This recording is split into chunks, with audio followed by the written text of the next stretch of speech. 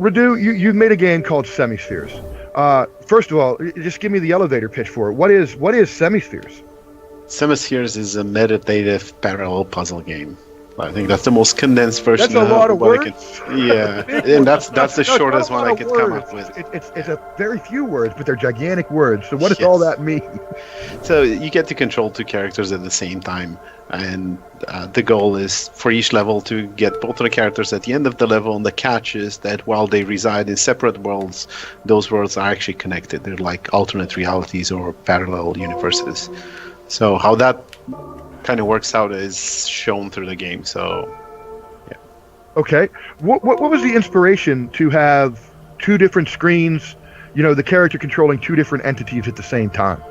So there's this thing called a game jam. I mean, there's multiple game jams happening all around the world. Most of the people listening would know Ludum Dare, right? You know, yes, the exactly. Big one. So Ludum Dare was probably the biggest one. The other one is Global Game Jam, and this was actually in August 2014. The Ludum Dare 30, the theme was Connected Worlds. So I had played this other game called Brothers before, which is an amazing game, by the way. It's probably the best story in any video game that I've seen in my life. And they have this very similar control scheme where you control two characters at the same time with the two thumbsticks. And I kind of stole that and combined with the theme of this Ludum Dare game jam, which was Connected Worlds. I came up with this idea that they would reside in parallel worlds. So, yeah. Okay. And now, was there always, obviously, what I really kind of like about it is, as I'm watching Giant here play on the stream and everything, is that you can see the art style. While minimalistic, it kind of pops. I love all the connected backgrounds and the stars and how well you've done with the art style. Was that always the plan? Was to kind of go minimalistic, or where did that come from? So that's more by necessity than by choice. I mean, I am a programmer. Honest at heart, answer, so right? Yes, I don't really have any artistic skills. So this is programmer art evolved. So it's mostly programmatic stuff. So it's really just a bunch of neon graphics, which is the simplest graphics you come up with, and with some programming thrown on top of it, pretty much. All right. So yes. Now, have you? I guess I want to kind of go back a little bit, Radu. Have you always been a fan of video games, a gamer at heart, or have you always wanted to make games? Where did your journey sort of start in this world? Yeah. So okay, let's go way back. So I'm originally from Romania. Turn the Wayback Machine on. Yeah, Romania. So, yes. And when I was a kid, we didn't really have consoles or anything. So I think my first machine, like game playing machine, was a ZX80 clone. So in Europe there's these things called ZX80s, and they're pretty much computers, like 20 plus years ago 30 years ago, I don't know. And those were my first game playing machines, and you have to load games off of a like a cassette tape. And yeah, so it was really exciting. So that's where it all started. And then I kind of started dabbling on the side with one of my friends with exchange programs on cassette tapes. They're just like simplistic animations on the screen, but it was very fulfilling. And then I kind of took a long break, and I started going back into the games 7 years ago when my first kid was about 1 year old. And then I started making kids games, and then I transitioned into non-kids games later on. So yeah. Right on. Awesome. That's an awesome story. So when did you get the idea for Semispheres, we already know, actually came from a game jam. Was that just, did you just want to go to a game jam? What was how does one do that? Did you just show up? Was there one in your town? So this is actually, Ludum Dare is run around the world. Some of the cities will organize it locally, so you can go in person into a space and meet with other people from the same city and like do like your game with other people around you, or maybe even work together. So here in where we live, I think at the time we rented a room at the university, like a sort of a small auditorium, and then we were 15, 20 people, maybe something like that, and people working on their own games, or they teamed up to work on other games. And that's how it works. And you can find those up online, but you can also just work from home. There's people that do that depending on whether you're solo or working with somebody else. And one of the chatters there, Capitemi, says, "Oh, there's a story. They just noticed the little storyboards, the comic book-like strips that come up. So this game has a story associated with it as well?" Yes, and the story actually ties into the gameplay. I cannot say too much without spoiling it. It's about a boy and his robot. That's what we saw in the first in the first comic strip, and in the whole game there's no text. So the game is fully there's text in the menus, but not in the game. So there's no tutorials, no nothing. Like the game just pops up when you need to do something. It's gonna pop up a controller image, so you know that you need to press this one button or something, and then you see what that button does. So. Now, was that because of design, or was that because of necessity as well? A bit of both. So I've been with this at various shows, and my goal was always to have it hands-free, like hands-off, so I wouldn't need to tell anybody how to play it. Because my idea was that when this game's going to go on sales, I'm not going to be in your living room or wherever you play the game behind you telling you what you need to do, right? So my hope was for the game to be self-sufficient, and that's where I came up with this, where through iteration, I just made it so that I don't need to tell you anything. So, yeah. So going back again to the beginning, you're at the game jam. You're designing this idea, this parallel worlds. And Giant, if you would again hold up the controller on the stream so that they can kind of see how you're controlling it. How do you start thinking that way? Like, all right, I'm gonna have to have kind of two separate control schemes and be able to control them again at the same time. So walk me through that process a little bit, like even the design of it. Was there a different challenge in having, to control two things at the same time? So the game that I mentioned is an inspiration called Brothers. They did the same thing where they control two brothers with the two different thumbsticks on the controller.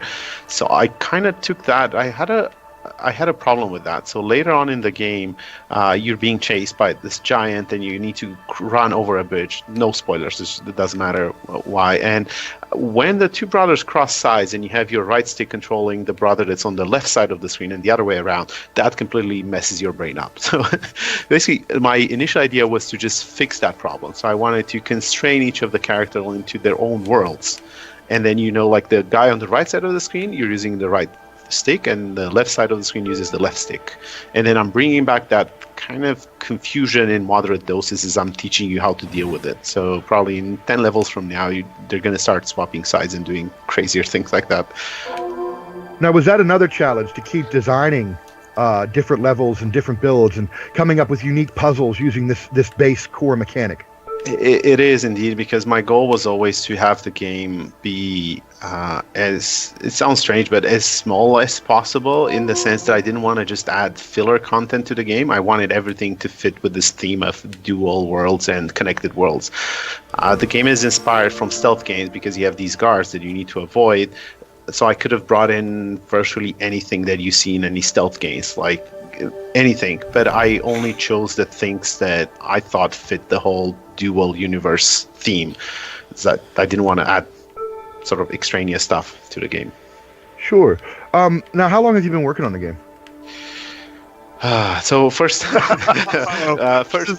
of the game, it was in August 2014. So that was when the Ludendare Game Jam happened, and I put it on hold for a few months. So I really started working on it in December 2014, and I took a bit of contract work during this time. So all in all, it's about 2 years of work since August 2014. So yeah. Right. I see a question on the chat about the Xbox One remote or controller. The game is actually playable with a keyboard, and you can redefine the controls for yourself in the menu. And I actually, when I'm developing the game, I prefer to use the keyboard because I don't need to take my hands off the keyboard to use the controller to try it out. So it's definitely, you can finish the whole game with the keyboard. Right on. Was that something that was kind of, again, it sounds a little bit out of necessity, but I think it would be important as well to have it accessible to as many different ways to play as possible, right? Definitely, yeah. There's a problem with the keyboards because they mechanically, some of them don't support as many key presses at the same time, and that's why I'm allowing you to redefine your control. So different keyboards work in different ways. So right on. Yeah. But it's all fine once you just need to maybe figure out like what works better for yours. But for the most part, you're not going to need to do that anyway. And is the game out now? Like, is it full release? Yes, it just came out today on Steam, PS4. Yes, it's been a kind of a crazy day. Yes. Right on, man. So you said Steam and PS4? Yes, yes. Awesome. Was there talk? I think a lot of times too. I like talking about this a little bit. What were some of the challenges of working and getting it on PS4? So, as an independent developer, it's actually really hard because there's a lot of back and forth, and there's a lot of extra steps compared to any of the other platforms. And part of that is their commitment to quality. I'm not saying that games that come out on Steam are not committed to quality, but it's up to you how high you want that bar to be. So I can release a game that's potentially buggy, and the community will take care of it by voting it down. On a console, in general, they try to keep this quality bar higher. So that means you have to be more careful with even small things like saving your game. Like when you save your game and the save game is corrupted, you need to let the user know. That's something that on PC you wouldn't even necessarily think about. So you just maybe you'll have a user that's going to complain about it, and then you're going to fix it. So it's small things like these that add up, and also just once again being by myself. It's just this back and forth that's kind of it's hard to deal with if you're not used to context switching, because you send something that, let's say you have some sort of milestones, you need to submit something like documents or builds of the game, and that takes a few days or a week for them to get back to you. Now, when to optimize your time, when they get back to you, you need to respond to them right away. So then you wait a few more days for the next response, and so on. So that kind of intrudes into your work schedule a bit. So it is definitely not as easy as getting it out on any other platform. If you look at it right now, on any console, you get roughly 1-2 releases a day. I mean, there may be 10 releases a week or something, but it's still a far cry from what you get on Steam or mobile. Mobile platforms are just flooded with games coming out every single day. Yeah, it's well, there is a new sort of indie game renaissance. There's also a lot of indie games out there right now. Yes, I always equate it to the introduction of the first affordable typewriter, when anybody could write the story, but then the problem became how do you deal with distributing those stories? And when that came around, you still had the publishers, like the old school publishers that were the gatekeepers to who gets to publish a book. Now, right now, today, if you want to publish a book, then you can just go and put it on Amazon. So it's a free-for-all again. Right. And that's what's happening in the game space. Anybody can publish a game. Now, to get it noticed and bought, that's a different story. So. Indeed. So now to get your game, obviously you can get it on Steam, you can get it on PS4. Where else can they follow along? You got social media channels, you got a website? Yes, I have a website for the game that's called Semispheresgame.com, and my Twitter handle is VividHelix. I'll just post it on the chat right here. I'll just explain where that comes from, because I think that's an interesting story. So that actually comes from the names of my kids. So my kids are named David and Felix, and I was trying to come up with a name for my company and my brand for making games, and that's it. So. Right on. Awesome. What I'm going to do now is I'm going to turn it over. Giant, I'm going to give you control of your stream back. Thanks for letting me pop in here and talk a little bit with Radu about the game. But I know some people in the chat probably are going to have some questions, and they want to talk to you while you play the game with the dev a little bit here. So if you want to take it away, I'll go ahead and back out. Radu, thank you so much for chatting with me. Oh, thank you for all the great questions. Thanks.